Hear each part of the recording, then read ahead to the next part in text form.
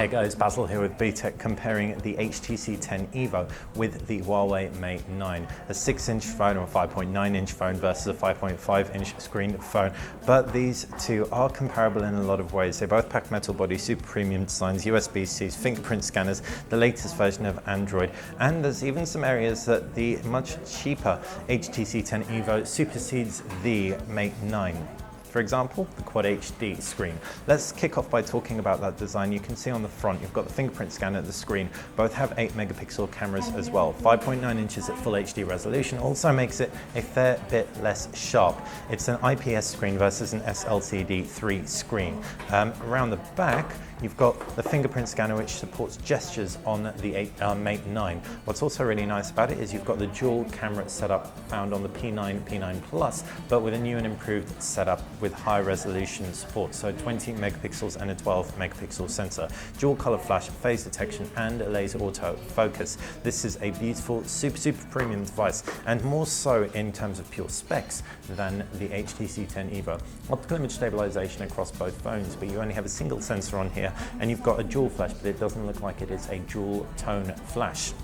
You have phase detection as opposed to laser autofocus. Super heavy chamfering on the HTC, whereas you've got a much smoother design on the Mate 9. The batteries are also different. You've got a 3,200 milliamp cell versus a 4,000 milliamp cell in the Mate 9. Both have stereo speakers with one bottom firing speaker and one kind of tweeter at the base, although with the Huawei Mate 9 that only really fires up when you hold the phone in landscape, which is a bit annoying. I'd actually personally rather it was just consistent throughout.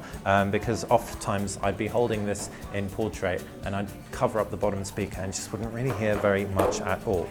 Inside, both run Android 7 with custom skins over the top. It's HTC Sense, the latest version.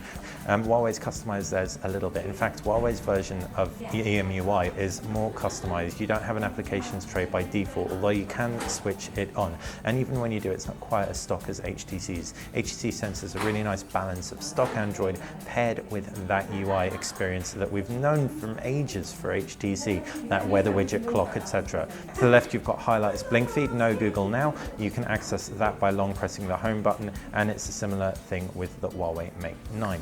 Jumping out of that, and we can talk about some specs. It's a Kirin 960 processor with 4 gig of RAM. You've got 64 gig internal memory and SD expansion, and that is versus 3 gigabytes of RAM with a Snapdragon 810, so an older generation processor, but with that, HTC passes on some savings to you.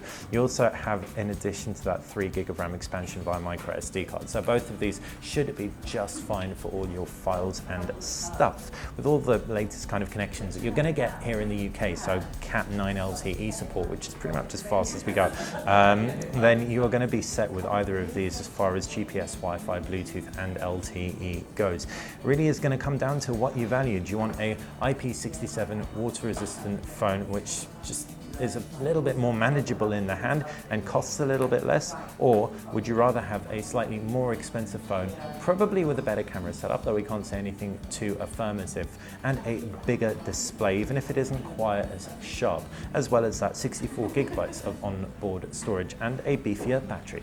Let us know in the comments section below. If you do like this video, click that thumbs up button, like the channel, subscribe. It's how you're going to stay on top of everything we do. Thanks for watching BTech.